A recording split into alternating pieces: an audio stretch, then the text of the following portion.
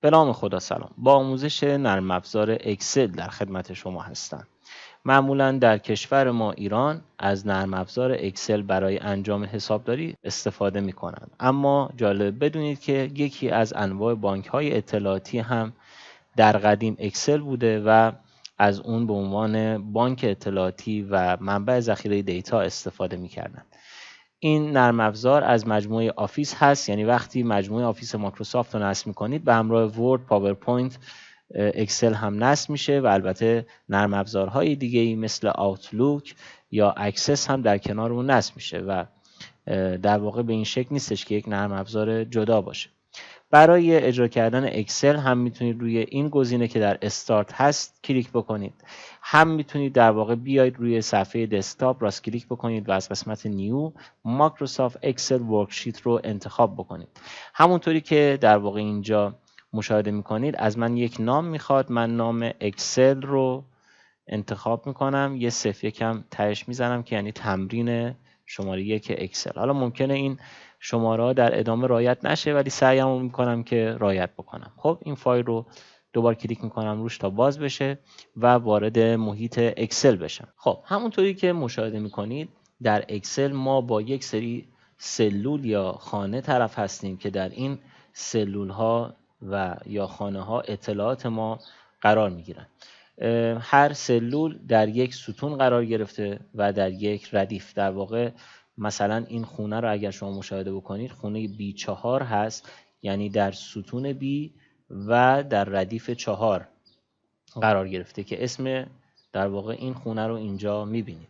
معمولا خب وقتی اکسل رو باز میکنید ستونهای اون از چپ به راست هستن، یعنی این ABCD که مشاهده میکنید از چپ به راست در واقع نوشته شده. برای اینکه در واقع اکسل رو فارسیش بکنیم یا از راست به چپ بکنیم که بتونیم در کارهای خودمون ازش راحت تر استفاده بکنیم و با زبون ما همخوانی بیشتری داشته باشه، باید بریم در تب پیج لیاوت و اینجا یک گزینه هست تحت عنوان شیت رایت تو لفت. اگر این گزینه رو بزنیم مشاهده میکنید که اکسل راست به چپ میشه و ما میتونیم راحت‌تر باهاش کار بکنیم. لازم به توضیح هستش که اگر شما این گزینه شیت رایت تو لفت رو نمیبینید، علتش این هستش که زبان فارسی رو به ویندوزتون اضافه نکردید. باید زبان فارسی رو اول به ویندوز اضافه بکنید و بعد وارد اکسل بشید. در واقع اگر این گزینه رو نمیبینید اکسل رو اول ببندید، بعد زبان فارسی رو به ویندوزتون اضافه بکنید. اگر هم بلد نیستین زبان فارسی رو اضافه بکنید، من ویدیوی آموزشی مجزایی رو در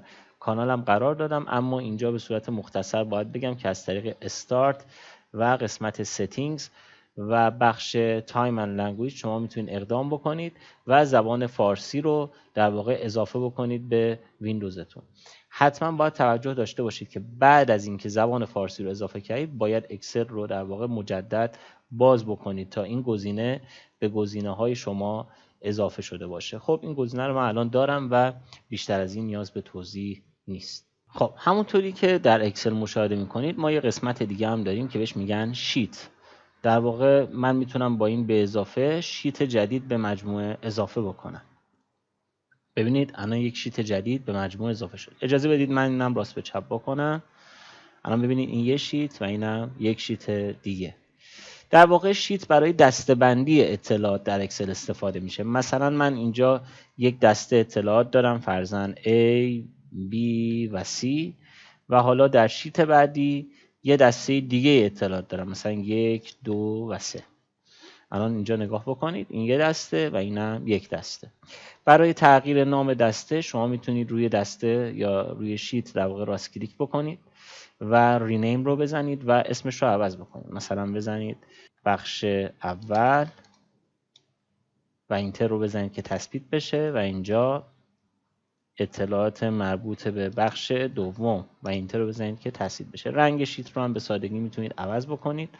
در واقع اگر از این دفترهای پاپکو داشتید خیلی راحت این معنی شیت رو متوجه میشید. مثل اون برگ رنگیایی هستش که بین قسمت‌های مختلف داخل دفتر پاپکو قرار میگیره و دسته‌بندی براتون انجام میده.